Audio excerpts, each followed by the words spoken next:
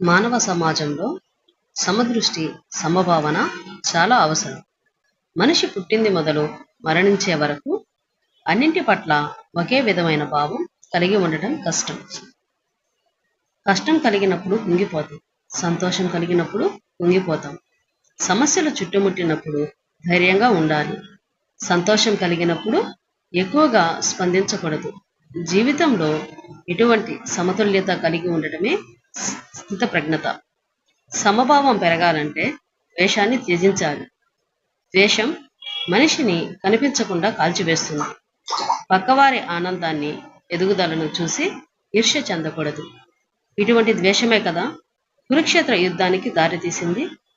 ధృతరాష్ట్రుడు అంధత్వమే కాదు, అతడిది మనో అంధత్వం కూడా.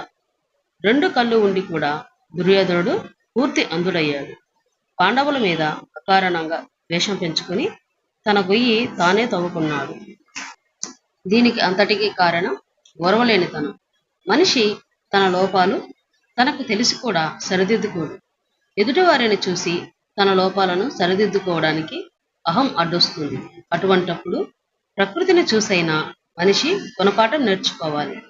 ప్రకృతి గొప్ప దయామయి. అది మనిషిని బిడ్డలా ప్రేమిస్తుంది. దాపరికం లేకుండా తన సంపదను సకల మానవులకు పంచుతుంది. ప్రకృతికి ఉన్న సమదృష్టి ఈ మనిషికి లేకపోవడం ఎంతో శోచనీయం. పంచభూతాలకున్న సమభావన మానవునిలో లేకపోవడం ఘోరం.